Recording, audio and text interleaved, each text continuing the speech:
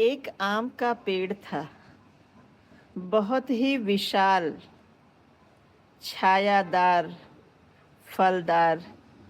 यात्री उसके नीचे बैठकर विश्राम करते, उसका फल खाकर अपनी भूख तृप्त करते। एक बालक आता, पेड़ के नीचे खेलता, कूदता और मस्ती से कुछ देर उसके चबूतरे पर लेटकर विश्राम करता। उस बालक को देखकर वह पेड़ बहुत ही अधिक प्रसन्न होता और उसे अपने मीठे मीठे फल प्रेम से उसके पास गिराकर उसे खिलाकर बहुत अधिक प्रसन्न होता था। देखते देखते बालक बड़ा होने लगा। एक दिन वह आया, बड़ा ही दुखी था। पेड़ ने पूछा, क्या हुआ, क्यों दुखी हो? उसने कहा, क्या बताएं आपको, मेरी पुस्तकों के लिए मेरे पास पैसे नहीं हैं। पेड़ ने कहा, इसमें क्या बात है? उसने अपनी डालियां हिलाई, ढेर सारे फल गिर पड़े और पेड़ बोला, जाओ इसे बेच करके अपने लिए पुस्तकें खरीद लो। बालक गया, पुस्तकें खरीदा, खूब अच्छे से पढ़ने लगा और पढ़ लिख करके बड़ा आदमी बन गया। वह कुछ दिनों तक पेड़ को भूल ही गया अपनी व्यस्तता में। फिर उसे घर बनाने की आवश्यकता हुई, लकड़ी की आवश्यकता हुई। उसे वह पेड़ याद आया और वह आया, पेड़ के नीचे बैठ गया चिंतित मुद्रा में। पेड़ ने पुनः पूछा, क्या हुआ बच्चे? उसने कहा, मैं घर बनाना चाहता हूँ, मेरे पास लकड़ी खरीदने के पैसे नहीं हैं।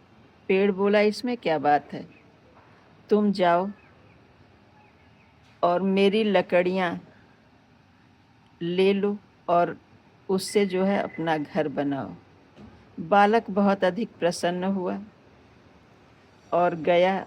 अब वह युवक बन गया था, उसका घर बन गया।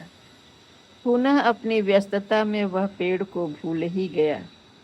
धीरे धीरे जैसे जैसे उसकी उम्र बढ़ने लगी, उसे अकेलापन महसूस होने लगा। उसे पुनः अपना बचपन याद आने लगा और उसे याद आया वह पेड़। इधर जब बालक बहुत दिनों तक पेड़ के पास नहीं आया, तो पेड़ जो उसे देखकर प्रसन्न होता था, मुरझाने लगा। उसके पत्ते सूख गए, वह फल विहीन हो गया। लेकिन इधर जब बालक दुखी हुआ और उसे उस पेड़ की याद आई, तो वह पुनः आया। पेड़ की ये दशा देखकर उसे याद आने लगा, कितना छायादार फलदार वृक्ष था ये, इसकी क्या हालत हुई। और उसने अपने हाथों से उस पेड़ को आलिंगन कर लिया, अपनी भुजाओं में, अपनी बाहों में जकड़ लिया। पेड़ प्रसन्न हो गया और जब वह व्यक्ति पानी देने लगा उसमें, तो उसमें फिर से नए पत्ते आने लगे और पेड़ की शाखाएं हरी हो गईं। वह पुनः जो है उसी तरह से झूमने लगा। मेरे प्यारे बच्चों, ये सूखा मुरझाया हुआ वृक्ष आपके माँ बाप हैं, उन्हें भी आपकी देखभाल की आवश्यकता है। अपने व्यस्त समय से कुछ समय निकालिए, देखिए कैसी मुस्कान सज जाती है। क्योंकि बुढ़ापे का ये अकेलापन बहुत अधिक कष्टप्रद है, जो निराशा और अवसाद में बदल देता है।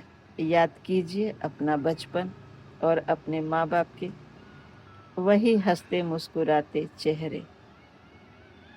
रक्षा कीजिए प्रकृति का और संजोए रखिए ये बुढ़ापे की मुस्कान।